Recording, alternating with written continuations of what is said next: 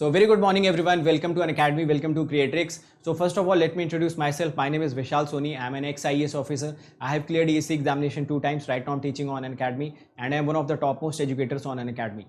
So first of all, let me tell you कि अगर आपने अभी तक अन अकेडमी के किसी भी इनिशिएटिव्स को फॉलो नहीं किया तो फॉलो करना स्टार्ट कर दो। आप लोग अभी इमीडिएटली अन अकेडमी लर्निंग्स ऐप को डाउनलोड कर लो और वहाँ पे जाके स्पेशल क्लासेस को फॉलो करना स्टार्ट कर दो। वहाँ पे बहुत सारा कंटेंट फ्री में पड़ा हुआ है। उसके अलावा आप इस चैनल को सब्सक्राइब करके रख सकते हो, इसकी प्लेलिस्ट जाके चेकआउट कर सकते हो। वहाँ पे सारा का सारा कंटेंट फ्रीली अवेलेबल है, तो आप उसको एक्सेस करना स्टार्ट कर सकते हो और अपनी तैयारी को किक स्टार्ट दे सकते हो। अब फिर अगर आपको लगता है कि यार अगर आप यही सारी चीज़ें ज़्यादा सिस्टमैटिक वे में, ज़्यादा ऑर्गेनाइज्ड वे में, पर्सनल गाइडेंस के अंदर आप ज़्यादा नंबर ऑफ क्वेश्चन सॉल्व करना चाहते हो, अपने डाउट्स को हर तरीके से क्लियर करना चाहते हो, टेस्ट सीरीज़ के एनालिसिस आपको चाहिए, तो आपको बिना सोचे अन अकेडमी प्लस पे आ जाना चाहिए। क्योंकि अन अकेडमी प्लस पे आपको मिलती है लाइव क्लासेस, जिससे कि आपकी कंटिन्यूटी बनी रहती है, आपके अंदर एक डिसिप्लिन मेंटेन होता है। जैसे ही सब्जेक्ट कंप्लीट होता है आपके लिए क्रैश कोर्सेज लाए जाते हैं। फिर उसके अलावा जैसे ही एक हफ्ते की आपकी पढ़ाई कंप्लीट होती है, वीकेंड में आपके लिए क्विज के फॉर्म में टेस्ट कंडक्ट कराए जाते हैं ताकि आप अपनी लर्निंग को चेक कर पाएं।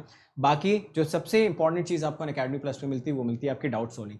डाउट सॉल्विंग अभी 3 लेयर्स में आपकी होती है। सबसे पहले आपको ऐप पे डाउट सॉल्विंग का फीचर मिलता है। उसके बाद जो आप क्लासेस को अटेंड करते हो तो हर चौथी क्लास सिर्फ डाउट सॉल्विंग के लिए डेडिकेट करी गई है। वहाँ पे आके आप अपने डाउट्स को क्लियर कर सकते हो और अलग से डाउट सॉल्विंग बैचेस भी चलते हैं जिसमें टॉप एजुकेटर्स आपके सारे के सारे डाउट्स को सॉल्व करते हैं। एज ए टीचर मुझे भी पता है कि जो सबसे इंपॉर्टेंट लर्निंग होती है स्टूडेंट की वो डाउट क्लियर होने के बाद ही होती है। क्योंकि एज ए स्टूडेंट जो हम कोई भी सब्जेक्ट पढ़ते हैं तो हमारे पास बहुत से डाउट्स आते हैं। जब वो डाउट सॉल्व होते हैं तो हमें अपनी तैयारी में कॉन्फिडेंस आता है और तब लगता है कि तैयारी रैंक में कन्वर्ट हो जाएगी। तो डाउट सॉल्विंग ऐसा फीचर है जो आपको यूट्यूब पे नहीं मिलेगा बट प्लस पे बहुत ही सिस्टमैटिक वे में मिलता है। उसके अलावा बैचेस के लैंग्वेज में कोई बैरियर नहीं।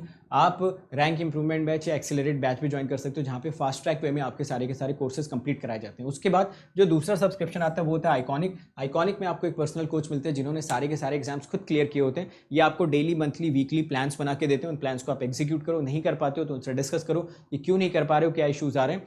उसके अलावा अगर आप हमसे 1-to-1 जूम सेशन करना चाहते हो तो स्टडी बूस्टर सेशंस आप ज्वाइन कर सकते हो। बाकी आपको टेस्ट की एनालिसिस मिल जाती है। आप टेस्ट देके आ जाओ, एनालिसिस आप तक पहुंच जाएगी, उस पर आप इंप्रूव करो। जैसे मैं बार बार बोलता हूँ, टेस्ट देना इंपॉर्टेंट नहीं, टेस्ट की एनालिसिस सबसे ज़्यादा इंपॉर्टेंट हो जाती है। ठीक है, तो अगर आपको लगता है यार आपके अंदर टैलेंट है, बस आपके अंदर वो पुश नहीं है, वो डिसिप्लिन नहीं, तो आप आइकॉनिक ले सकते हो। यहाँ पे पुश देने का काम आपको कोच करता है। बाकी अगर आप लोगों को अनअकैडमी प्लस पे आना है तो आपको ये कोड लगाना है। ये कोड आपको ना सिर्फ मैक्सिमम पॉसिबल डिस्काउंट देती है बल्कि आपको मेरी पर्सनल गाइडेंस देती है। तो जब ये कोड लगा के आप अनअकैडमी प्लस पे आते हो तो ना सिर्फ आपको राइट कंटेंट मिलता है बल्कि एक राइट इंटेंट भी मिलता है जिससे आपकी तैयारी रैंक में कन्वर्ट हो जाती है। और अभी अनअकैडमी पे आपका ऑफर भी चल रहा है। So this is the best time to come on to the Unacademy. 12 महीने पे 2 महीने का गेट एसी और 3 मंथ्स का आपके लिए एसएससी जेई का सब्सक्रिप्शन भी मिल रहा है ताकि आप सारे टेक्निकल एग्जाम्स को टारगेट कर पाएं। साथ के साथ 24 मंथ्स पे 4 मंथ्स का गेटीएससी और 6 मंथ्स का एसएससी जी मिल रहा है ताकि आप एग्जाम्स को टारगेट कर पाएं। तो यहाँ पे भी आप सेम कोड लगा के अनअकैडमी प्लस में एंटर कर लो। जो जैसा मैंने बोला कि आपको मैक्सिमम पॉसिबल डिस्काउंट के साथ साथ राइट कंटेंट और राइट इंटेंट भी मिलता है। और उसके अलावा जो बैचेस अभी चल रहे हैं, तो जैसे मैंने बोला ईएमएफटी अभी मेरा स्टार्ट हो ही चुका है। बहुत सारे बच्चे ऑलरेडी अटेंड कर रहे हैं इसको, तो आप भी आके अटेंड कर सकते हो। 8:30 बजे रात में स्टार्ट होता है, 2 घंटे का बैच है। जब आप इस बैच को अटेंड करोगे तो आपके ईएमएफटी के सारे कंसेप्ट बहुत ही बेहतरीन लेवल पे क्लियर होंगे। और उसके अलावा आप के पास जितने भी डाउट्स होंगे वो इमीडिएटली सारे के सारे क्लास में सॉल्व किए जाएंगे। फाइन, तो आपकी ब्रांच चाहे ईसी हो चाहे इलेक्ट्रिकल हो, आप यहाँ से अपनी जर्नी स्टार्ट कर सकते हो और अपनी तैयारी को रैंक में जरूर कन्वर्ट कर सकते हो। तो चलिए शुरू करते हैं hack to crack top rank in GATE 2022 का ये 3rd लेक्चर, जिसमें हम लोग डिस्कस करने वाले हैं कि आप एक दिन में 16 घंटे कैसे पढ़ाई कर सकते हो, अपनी मैक्सिमम प्रोडक्टिविटी को कैसे यूटिलाइज कर सकते हो। तो इसको समझने के लिए चलते थोड़ा अपने पूर्वजों के पास जो हमारे ऋषि मुनि हुआ करते थे। ऋषि मुनि का जो एक आइडियल रूटीन होता था उसमें वो क्या करते थे, अपने दिन को 3 हिस्सों में डिवाइड कर लेते थे 8-8 घंटे के, जिसमें से 8 घंटे में वो अपने सोने के लिए या बाकी सारे कामों के लिए या रेजुविनेट होने के लिए या रिफ्रेश होने के लिए निकाल देते थे। बाकी 16 आवर्स में वो तप करते थे, तपस्या करते थे, ध्यान लगाते थे। तो ध्यान लगाने का यहाँ सिंपल सा मतलब ये होता था कि जब वो ऋषि मुनि बैठते थे तो उनके दिमाग में सिर्फ और सिर्फ एक सिंगल थॉट होता था और वो सिंगल थॉट को बार बार वो प्रिजर्व करके रखते थे। वो थॉट उनकी सक्सेस के लिए हो सकता था, उनकी मेंटल वेलनेस के लिए हो सकता था, उनके मेंटल ग्रोथ के लिए हो सकता था। तो अगर आप पुराने जमाने की इस कहानी से थोड़ी सी प्रेरणा लो ना, तो आपको भी आज की डेट में यही करना है। आज के डेट में आपको अपने दिन को 3 हिस्सों में डिवाइड करना है 8-8 घंटे में। 8 घंटे आप अपने बाकी सारे कामों के लिए लगा दीजिए जिसमें आप अपनी बॉडी को रिचार्ज करिए, अपनी बॉडी को चार्जिंग पे लगाओ ताकि उसमें वापस से 16 घंटे काम करने की क्षमता पैदा हो पाए। बट जो आपके 16 घंटे बचेंगे, इन 16 घंटों में आपको प्रोडक्टिव रहना है, इन 16 घंटों में आपको अवेयर रहना है और इन 16 घंटों में आपको पता होना चाहिए कि कौन कौन सी चीज़ें आप कंट्रोल कर रहे हो और कौन कौन सी चीज़ें आपको कंट्रोल कर रही हैं। तो अगर आप इन 16 घंटों का मैक्सिमम यूटिलाइजेशन करना चाहते हो ना, कुछ थंब रूल्स होते हैं, उन थंब रूल्स को आप हमेशा हमेशा डेली बेसिस पे चेक किया करो कि क्या आप इन थंब रूल्स को फॉलो कर रहे हो या नहीं। तो एक एक करके उन थंब रूल्स का डिस्कशन करना हम लोग स्टार्ट करते हैं। सबसे पहले अगर आज आपने तैयारी अपनी स्टार्ट की और आपको ये बोलना है कि यार मैं 16 आवर्स पढ़ना चाहता हूँ, मैं 16 आवर्स प्रोडक्टिव रहना चाहता हूँ, 16 आवर्स में अपने आप को खुद कंट्रोल करना चाहता हूँ, कोई दूसरा मुझे कंट्रोल नहीं करे, तो आपके पास सबसे पहला जो क्वेश्चन होना चाहिए किसी भी काम को करने से पहले वो ये कि वो काम आप करना क्यों चाह रहे हो। मतलब आप गेट की तैयारी करने जा रहे हो, एसएससी की तैयारी करने जा रहे हो, बैंक की करने जा रहे हो, आईएएस की, आईपीएस की, कोई भी तैयारी करने जा रहे हो, वो करना क्यों है, उसके पीछे कौन सा ऐसा मोटिवेशन है, क्या रीज़न है जिसकी वजह से आप इस पूरे के पूरे बैटल फील्ड में कूद गए हो। जैसे अगर आप मुझसे पूछोगे कि मेरे पास क्या रीज़न था, तो मैंने बहुत सारे सेशंस में आपको बताया कि मेरे पास तैयारी करने का रीज़न यही था सिर्फ और सिर्फ कि मेरे पास कोई अचीवमेंट नहीं था। मैं लाइफ में रिग्रेट के साथ नहीं जीना चाहता था, मैं अपनी रिग्रेट स्टोरी तैयार नहीं करना चाहता था, मैं हमेशा अपनी सक्सेस स्टोरी तैयार करना चाहता था। मैं ऐसा नहीं चाहता था कि अगर मैं पीछे मुड़ के देखूं तो मुझे ऐसी फीलिंग आए कि यार मैं बहुत सारी चीज़ें अचीव कर सकता था बट मेरे पास आज की डेट में कुछ नहीं है। फॉर एग्जाम्पल, जब तक मैं 24 ईयर्स का हो गया था तब तक मेरे पास कोई अचीवमेंट नहीं थी, ना तो मैं आईआईटी का एग्जाम क्लियर कर पाया था, ना तो मैंने इस इंडिया में जितने भी कॉम्पिटिटिव एग्जाम्स होते किसी भी कॉम्पिटिटिव एग्जाम में कोई सक्सेस हासिल की थी। बट जब मैंने उस टाइम पे डिसाइड कर लिया कि यार मेरा जो वाई है, मैं एग्जाम की तैयारी क्यों करना चाहता हूँ या फिर मैं कॉम्पिटिटिव एग्जाम क्यों निकालना चाहता हूँ, उसके पीछे मेरे पास एक बहुत ही स्ट्रॉन्ग रीजन था कि मुझे अपने पीछे एक बहुत ही अच्छा अचीवमेंट, एक बहुत ही अच्छी रैंक, एक बहुत ही अच्छा टैग चाहिए था। ये मेरे लिए सबसे ज़्यादा स्ट्रॉन्गेस्ट रीजन था। तो जैसा मैंने पहले बताया कि रीज़न मेरे लिए जॉब लेना नहीं था, रीज़न मेरे लिए आईएएस बनना नहीं था, रीज़न मेरे लिए किसी पर्टिकुलर रैंक को अचीव करना नहीं था। मेरे लिए जो रीज़न था वो ये था कि मुझे कोई ना कोई टैग कैसे ना कैसे करके हासिल करना है, उसके लिए मैं अपनी जी जान लगाने के लिए पूरी तरीके से रेडी हूँ। तो आप भी आज ये डिसाइड करिए कि आपके लिए क्या मोटिवेशन है। अगर आप ऐसी फैमिली से आते हो जहाँ पे शायद आपको ही अपनी फैमिली को आगे चल के फीड करना है, आप ही ब्रेड एंड बटर अर्नर बनोगे, तो ये भी एक बहुत बड़ा मोटिवेशन है जो आपको पूरी तैयारी के दौरान फ्यूल्ड अप, चार्ज अप रख सकता है। आपके पास कोई और भी रीजंस हो सकते हैं, तो आज बैठो, थोड़ा सा अपने साथ टाइम इन्वेस्ट करो, पार्क में जाओ, फोन वोन सब साइड में रख दो और अपने आप से थोड़ी बातें करो और पूछो कि भाई मैं क्यों कर रहा हूँ ये तैयारी, इसके पीछे रीजन क्या है, क्या मेरे अंदर वो आग लगनी चाहिए जिसके बाद फिर मैं पीछे मुड़ के देखूँ ही नहीं, आगे ही आगे बढ़ता चला जाऊँ। तो फर्स्ट चीज़, अगर आपको 16 आवर्स प्रोडक्टिव रहना है ना, तो 16 घंटे आपके सीने में एक आग होनी चाहिए, 16 घंटे एक ज्वाला जलती रहनी चाहिए, और वो ज्वाला तभी जलेगी जब आपके रीज़न जो होगा ना, जो आपका वाई होगा, वो बहुत स्ट्रांग होगा, बहुत सच्चा होगा, बहुत ऑनेस्ट होगा। तो सबसे पहले अपना वाई फाइंड आउट करिए।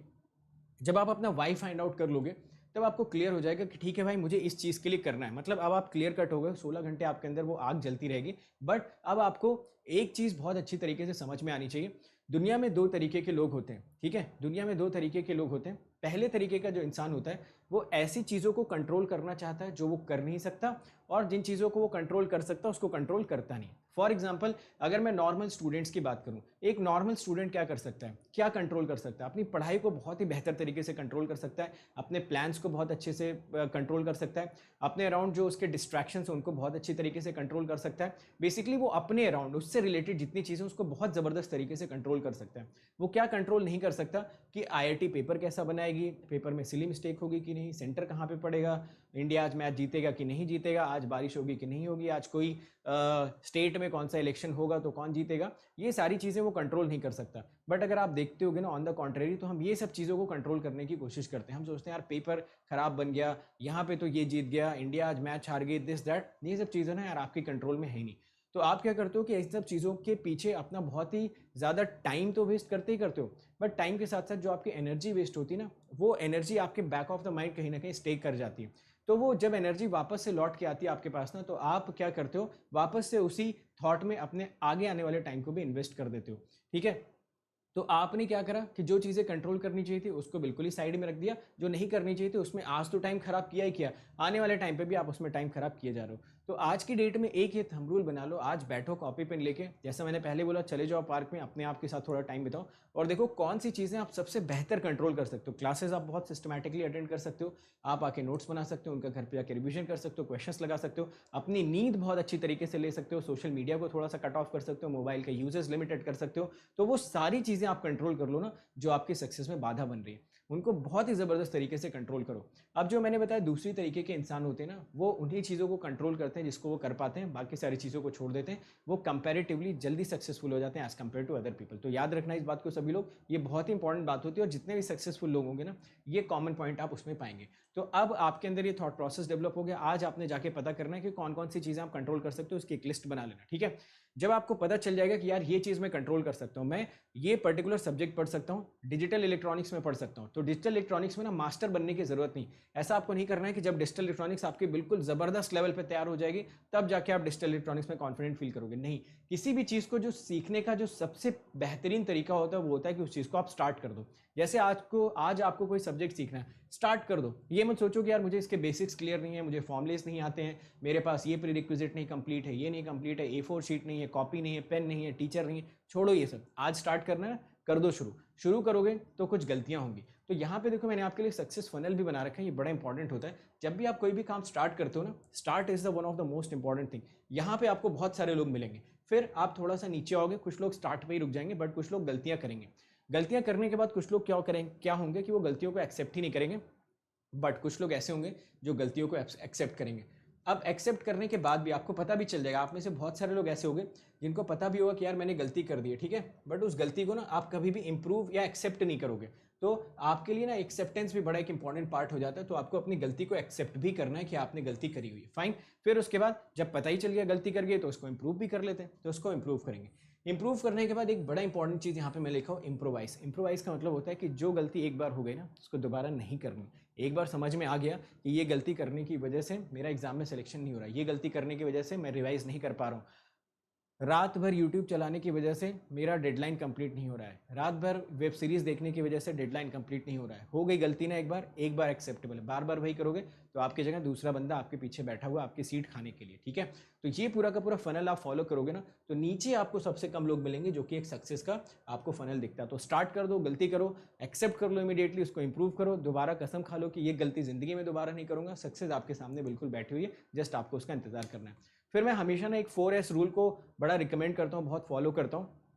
4S रूल आपका क्या होता है कि आपको पूरे के पूरे दिन स्टे प्रोडक्टिव रहना है। आपको अपने आप से वादा करना है कि आप जो भी काम करोगे वो आपकी ग्रोथ में कंट्रीब्यूट करनी चाहिए। अल्टीमेटली आपको कुछ साल के बाद वो एक स्किल की तरह आपके अंदर डेवलप होनी चाहिए, वो आपको पैसे कमा के देनी चाहिए। तो कोई भी काम आप करने जाओ, उस काम को करने से पहले ज़रूर सोचो कि ये काम जो मैं करने जा रहा हूँ क्या फ्यूचर में मेरा इससे पैसे कमाने की कोई पॉसिबिलिटी बढ़ सकती है। जैसे आपके पास एक ऑप्शन है कि आप 8 घंटे बैठ के क्रिकेट टेस्ट मैच देख लो और 8 घंटे बैठ के पढ़ाई कर लो।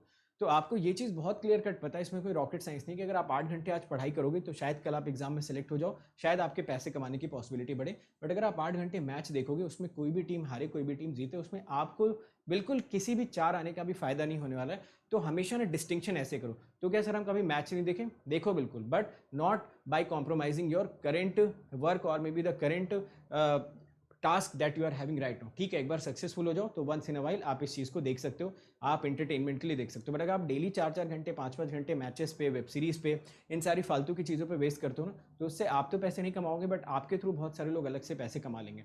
तो एक ये चीज़ हमेशा अपने दिमाग में याद रखो, जब सुबह उठा करो तो अपने आप से ये वादा किया करो कि पूरे दिन मैं सिर्फ वही काम करूंगा जिससे मुझे फ्यूचर में पैसे कमाने की पॉसिबिलिटी बनेगी, जिससे फ्यूचर में मेरी कोई स्किल सेट डेवलप हो जाएगी। फिर मैं सेकंड आप लोगों से बोलता हूँ, स्टे अवेयर। अवेयर रहो। आप लोग क्या करते हो, बेड पे लेटे हुए हो, ठीक है, बेड पे लेटे हुए मोबाइल चलाए जा रहे हो, दिमाग बार बार बोल रहा है कि भाई मोबाइल रखो और जाके चेयर टेबल पे बैठो, पढ़ना स्टार्ट कर दो।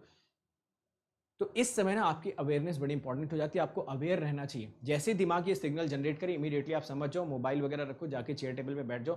थोड़ा सा आपके लिए क्या आएगा, हिंड्रेंस आएगा, थोड़ा सा ट्रांसिएंट आएगा, बट एक बार जब आप 2-4 क्वेश्चन लगाओगे, 2-4 पन्ने पलट लोगे, अपने आप आपकी पढ़ाई चलनी शुरू हो जाएगी। फिर मैं बोलता हूँ आपके लिए, यहाँ से आता है आपका एक तीसरा, स्टे इन मोमेंटम। तो जब आप ये दोनों चीज़ें फॉलो करते हो ना तो मोमेंटम अपने आप आपको मिल जाता है। और किसी भी तरह की तैयारी करने के लिए, कोई भी एग्जाम क्लियर करने के लिए, किसी भी तरह का सक्सेस पाने के लिए मोमेंटम सबसे ज़्यादा आपके लिए ज़रूरी होता है। एक बार आपने भी देखा होगा कि जब आप पढ़ना शुरू करते हो, 2-4 दिन 5 दिन पढ़ते हो तो अपने आप रूटीन बना रहता है, क्लास से आए, क्लास से बैठ के पढ़े, असाइनमेंट लगाए, अगले दिन गए, थोड़ा थोड़ा प्रेशर भी आता रहता है और उसमें मजा भी आता है क्योंकि डेली आप डेडलाइंस को भी कंप्लीट करते रहते हो।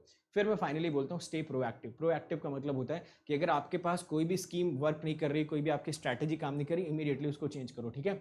एक ही रूटीन पे जाने की जरूरत नहीं। फॉर एग्जाम्पल आपको लग रहा है कि यार मैं किसी पर्टिकुलर सब्जेक्ट को सिर्फ और सिर्फ फॉर्मूले पढ़ के ही क्वेश्चंस लगा सकता हूँ, तो फॉर्मूले पढ़ के ही क्वेश्चंस लगाना स्टार्ट कर दो। किसी पर्टिकुलर केस में लग रहा है यार इसके पीछे थोड़ा सा मुझे थ्योरी पे भी काम करना पड़ेगा, थोड़ा सा और अंडरस्टैंडिंग लेनी पड़ेगी, तो वो भी जाओ। तो किसी की कहीं सुनाई बातों पे मत जाओ, आप थोड़ा सा प्रोएक्टिव रहो, आप देखो आपके लिए क्या काम करता है। तो ये 4S रूल आप लोग सभी लोग याद रखना कि आपको प्रोडक्टिव रहना है, अवेयर रहना आपके अराउंड क्या चीज़ें चल रही हैं। जब आप ये दोनों चीज़ें करोगे, मोमेंटम आपको अपने आप मिलता रहेगा। मोमेंटम बहुत ज़रूरी होता है क्योंकि मोमेंटम आपकी लाइफ को थोड़ा सा स्मूथ बनाता है, आपकी डेडलाइन कंप्लीशन में आपकी हेल्प करता है। और डेली बेसिस पे जब आप अपने मोमेंटम को फॉलो करते रहते हो ना, तो बाकी सारी चीज़ें अपने आप होती रहती है। एक बार आपने मोमेंटम ब्रेक कर दिया बीच में, 4 दिन के लिए पढ़ाई रोक दी ना, फिर दोबारा पढ़ाई करने के लिए ना बड़ी हिम्मत जुटानी पड़ती है, बड़ा मेहनत करना पड़ता है। तो कभी भी ना इस मोमेंटम को रुकने ही मत दो। फाइन।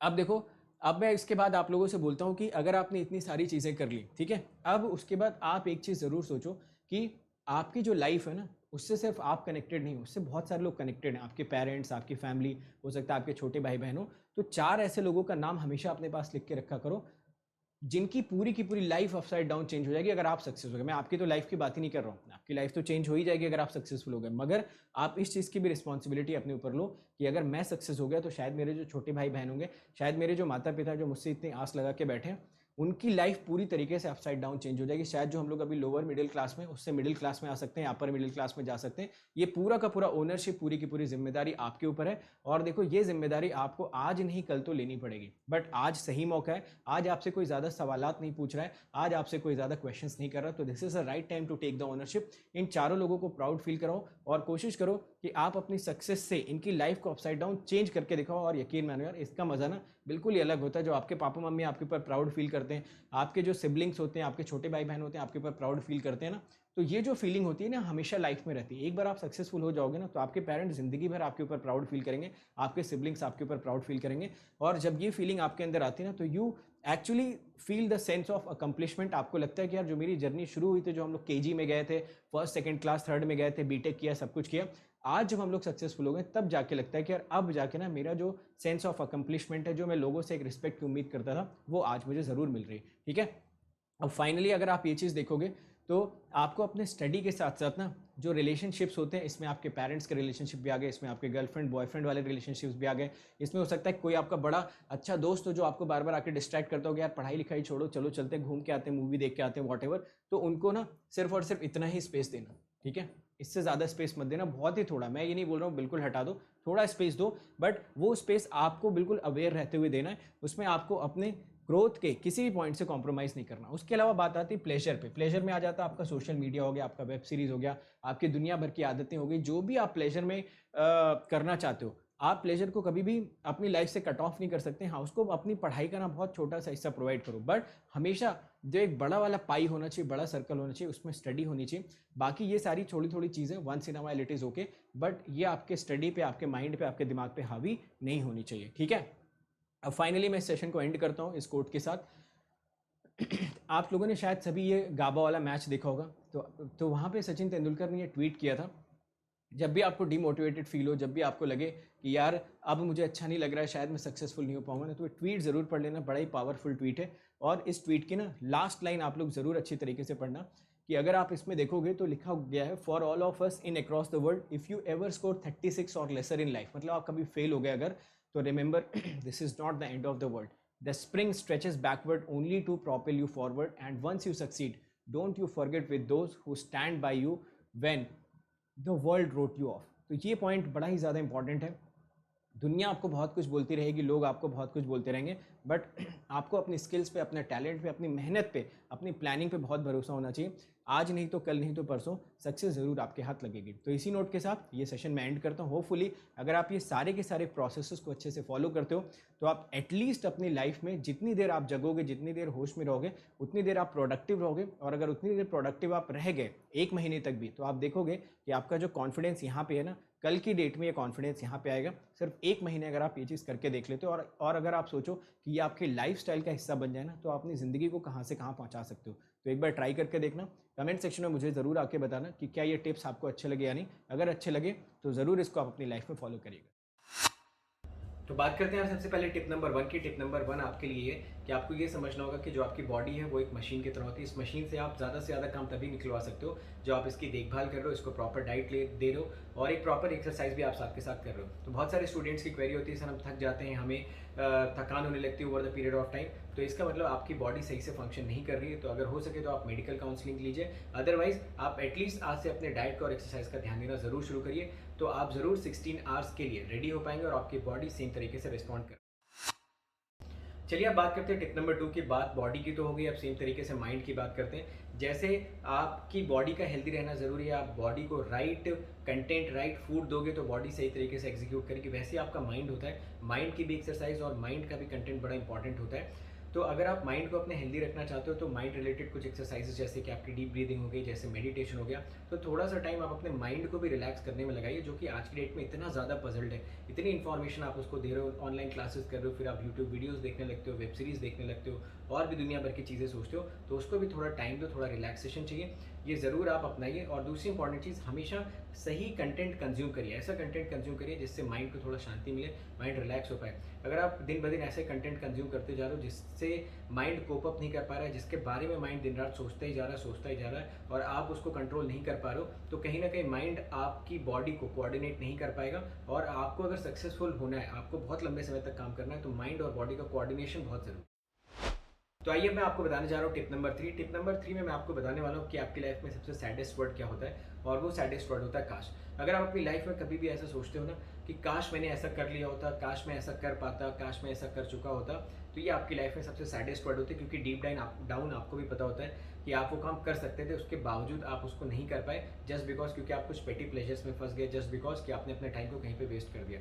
तो आज ये मेक श्योर करो कि you get your life once and you have to make this life purposeful. और आपको आज से डिसाइड करना है कि ये वर्ड आप अपनी लाइफ में दोबारा कभी नहीं बोलोगे, और जो भी टास्क आप ले रहे हो एटलीस्ट उसमें प्राउड फील करोगे at the end of the day कि ठीक है मुझे फेलियर मिली, बट इससे ज़्यादा बेस्ट एफर्ट मैं नहीं डाल सकता। तो आई होप आप लोगों ने ये सेशन काफ़ी अच्छे से एंजॉय किया है। तो अब सबसे लास्ट में मैं आपको ये बताना चाहता हूँ कि आपको अब अगला कॉम्बैट देने के लिए रेडी रहना है, जो कि अगले संडे को है। तो अनअकैडमी पे कॉम्बैट आप सभी लोगों को देना। कॉम्बैट दो तरीके से आपकी हेल्प करता है। सबसे पहले तो आप अपने प्रिपरेशन लेवल को चेक कर पाते हो, आप देखते हो आप कहाँ पे स्टैंड आउट कर रहे हो। उसके अलावा अगर आपने ये कोड लगा के कॉम्बैट पे एंट्री ले रखी है, ठीक है, तो आपको ये ज़रूर मेक श्योर करना है कि अगर आप अच्छी रैंक लेके आते हो तो प्लस पे आप आ जाओ, क्योंकि प्लस पे ना आपको अच्छा खासा डिस्काउंट मिलता है अगर आपने ये कोड लगा रखा है। तो आप यहाँ पे डिस्काउंट के स्लैब्स देख सकते हो, डिफरेंट स्लैब्स हैं।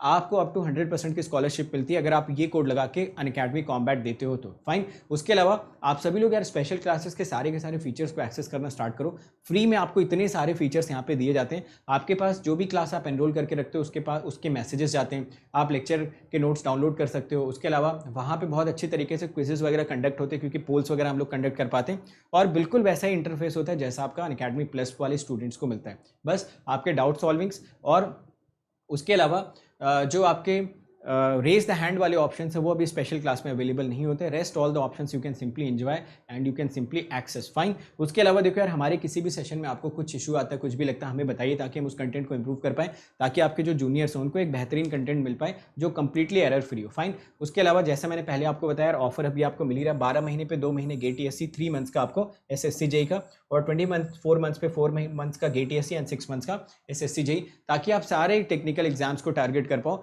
Just in the single subscription. तो सिर्फ आपको 12 मंथ्स का अमाउंट पे करना है, 24 मंथ्स का अमाउंट पे करना है। ये एडिशनल चीज़ें आपको काफ़ी ज़्यादा मिलती है। बाकी जैसा मैंने आपको बार बार बता रखा है कि जो आप 12 मंथ का सब्सक्रिप्शन लेते हो तो आपको 80 rupees on the daily basis पे करने होते हैं, जो कि शायद हम ऐसे खाने पीने में खर्च कर देते हैं। 18 मंथ्स में आपको 70 rupees on the daily basis, और 24 मंथ्स में आपको 60 rupees on the daily basis खर्च करने होते हैं।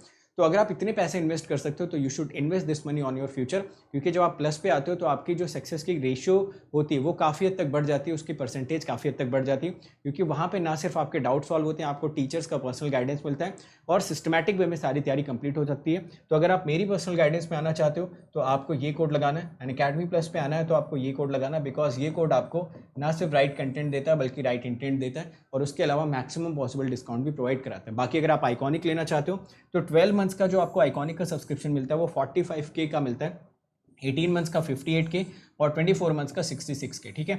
इसको अगर आप 12 मंथ्स में कन्वर्ट करोगे तो ये 33K आपको रफली दिखेगा। मतलब 33K में आपको 2 साल का सब्सक्रिप्शन मिलता है, उसमें आप सारे वो चीज़ें ऑब्टेन कर सकते हो जो किसी भी स्टूडेंट के लिए एक ड्रीम होता है, जिसमें आपको एक पर्सनल कोच डेडिकेटेड असाइंड होता है जो थ्रू आउट द प्रिपरेशन आपको ट्रैक करेगा। उसके अलावा 1-to-1 Zoom session, study material, interview guidance programme, doubt solving, doubt clearing, ये सारे के सारे ऑप्शंस बहुत स्मूथ हो जाते हैं, टेस्ट की एनालिसिस मिलती है, ये सारा सब कुछ आपको आइकॉनिक पे मिलता है। और उसके लिए भी आपको सिर्फ और सिर्फ यही कोड लगाना है। तो अनअकैडमी प्लस पे आना है तो ये कोड आपको लगा के ही एंटर करना है, ठीक है। चलो यार, so thank you so much everyone. इस सेशन को यार सभी लोग लाइक कर देना, शेयर कर देना, चैनल को सब्सक्राइब भी कर देना, और अगर आपको ऐसे कंटेंट अच्छे लगते हैं तो ज़रूर मुझे बताइए, ताकि मैं ऐसे और कंटेंट आपके लिए बना पाऊँ जहाँ पे अपनी पर्सनल लाइफ से, अपने एक्सपीरियंस के बेसिस पे मैं आपसे कुछ कुछ टिप्स शेयर कर पाऊँ जिससे आपकी प्रिपरेशन में, जिससे आपकी तैयारी में, जिससे आपकी रैंक आने में थोड़ी मदद मिल पाए, तो शायद मुझसे ज़्यादा खुश कोई नहीं होगा, क्योंकि जब एक स्टूडेंट सक्सेसफुल होता है तो शायद जो सबसे ज़्यादा खुश होता है वो उसका टीचर ही होता है। So thank you so much everyone for attending this session. Thank you.